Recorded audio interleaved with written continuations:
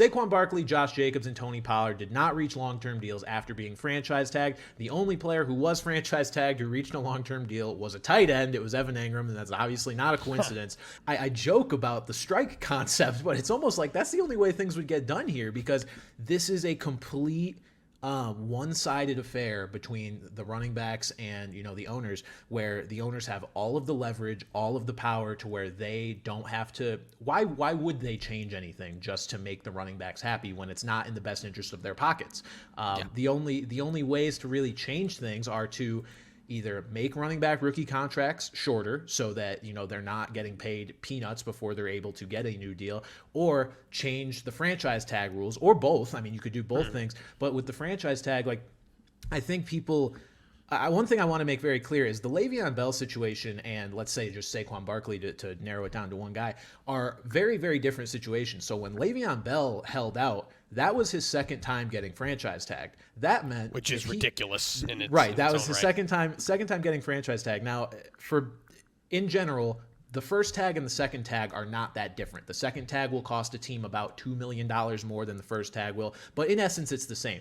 Le'Veon Bell knew that he was not going to get tagged a third time, because the price goes up astronomically to a point where you are not going to pay that to a running back even for 1 year. Saquon, this is his first time getting franchise tagged, so he has almost no benefit to sit out, because if the Giants are willing to pay him $10 million this year, you can bet they're probably willing to pay him $12 million next year, because it's still less than what he was asking for and what they were willing to actually pay annually, if you believe the reports that come out. So Saquon, sure, let's say he sits out this year. That means he's not getting any money. And then next year he just gets tagged again for, 12 mil. And it's like, well, why didn't I just play? The only thing you could say is so he doesn't get hurt, but what's the difference at this point? It's not the same thing. Le'Veon Bell knew he was going to hit free agency. I don't think that's necessarily as clear for Saquon Barkley. So it's a really tricky situation for these players. And Pat, we have a lot of running backs actually speaking out, a bunch of them on Twitter, some big name guys coming out, even if they're not, looking for a new deal. Derrick Henry saying, at this point, just take the running back position out of the game. The ones that want to be great and work as hard as they can to give their all to an organization just seems like it doesn't even matter. I'm with every running back that's fighting to get what they deserve. You have Jonathan Taylor, who hasn't been paid yet, saying, if you're good enough, they'll find you. If you work hard enough, you'll succeed. If you succeed, you boost the organization, and then doesn't matter. You're a running back. Yep. Austin Eckler tweeting, this is the kind of trash that has artificially devalued one of the most important positions in the game. Everyone knows it's tough to win without a top running back, and yet they act like we are discardable widgets. I support any running back doing whatever it takes to get his bag. Christian McCaffrey saying this is criminal. Najee Harris saying, they set the tone for every game, and the notion that they deserve less is a joke. And then, of course, Saquon just saying it is what it is. I will openly disagree with something that Austin Eckler said. I was going to say, I figured you would. It's proven that teams need an elite running back. No. Actively no. You look at these teams, I pulled it up here. The last 3 Super Bowls, none of these teams were paying their running back more than $2 million. Or, in the range of $2 million for that season. And it was Leonard Fournette for the Bucs in 2020. But you look at the Chiefs last year, you just think about it. Isaiah Pacheco is making $725,000 as a 7th-round pick, while Clyde Edwards-Helaire, who's making almost $2 million as a first-rounder, is a healthy scratch. Mm-hmm.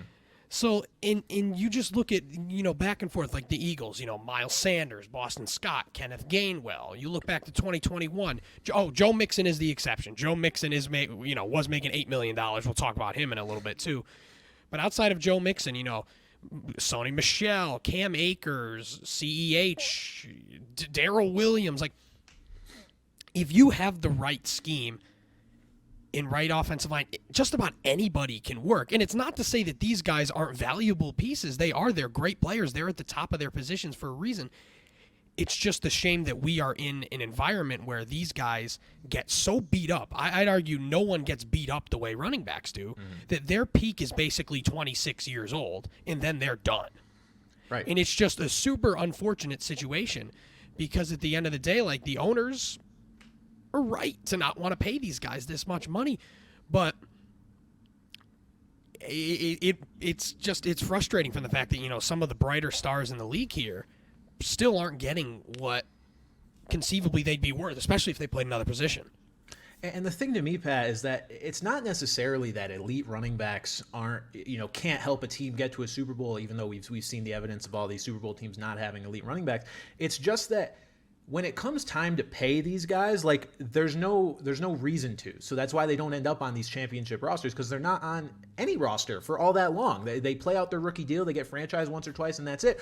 But what happens is, you mentioned the shortness of their careers. It's like, okay, let's say you get through your rookie deal and then you get franchise tagged twice. Okay, you've been in the NFL for 6 or 7 years at that point.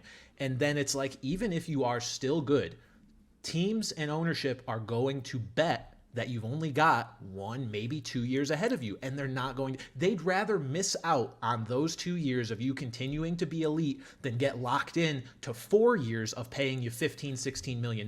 That's just how it is. So again, I firmly believe that like rookie deals for running backs need to be shorter, also largely because whether a running back is good basically after their rookie year. Like it's the quickest transition to the NFL out of any position. Sure. It's the smoothest one. So there's something that needs to be done here. I think we're reaching a boiling point. I don't know how or what's going to happen, but like I don't know. Unionize, guys. Get out there, strike it up, but get the picket signs out there. But here's the problem: if they strike, it's not going to end well, because then the owners are just going to say like, all right, well, we'll use these other running backs, and it won't be that bad. Obviously, it won't be to the level of these top guys, but like it may even prove the owners' points more. And I think the biggest obstacle you mentioned also the rookie contract length. Obviously, the owners probably wouldn't agree with that, but I'd argue the Players Association wouldn't go for that either, because obviously less years, less money. Less guaranteed money unless you raise the guarantees. But then the owners would hammer that down immediately too. So in theory, it's a good idea. Let these guys get to free agency, maybe a little bit before their window is ending, quote unquote. But I just don't see how that can happen. And I think just somewhat of the franchise tag is just fucking stupid.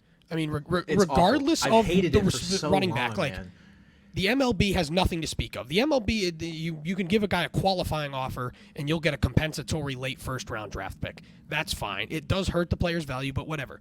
The NBA has restricted free agency, which the NFL has too, A team offers a guy an offer sheet. The team can match it. The team can say, go to the other team.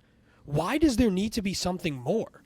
There's just no need for a franchise tag in any sense, and I think that's the biggest thing. Like we're not talking about this conversation with running back value nearly as much if it weren't for this stupid franchise tag.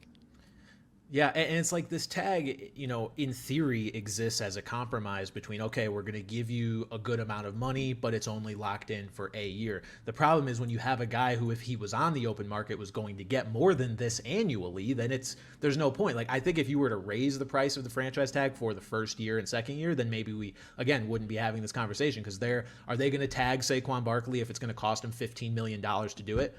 Probably not. Or they would at least try to work something out multi-year, because if they're like, okay, if we have to pay you $15 million for 1 year, you're worth that over the next few, because you won't be dust in the next 3 years, we don't think, because Saquon's still a young guy. So I agree with you. I think the franchise tag is a very, very strange mechanism that we've just kind of come to accept here in the NFL, and it doesn't really. It's just not necessary. Like, if you want something to kind of protect the team, I think the restricted free agent model with the offer sheet is a great model.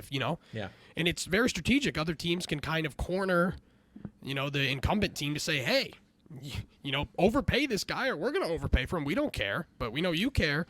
But I think at the end of the day, as I kind of said right at the beginning, I don't think there's any immediate solution that would, or even compromise, that would please both the players and ownership.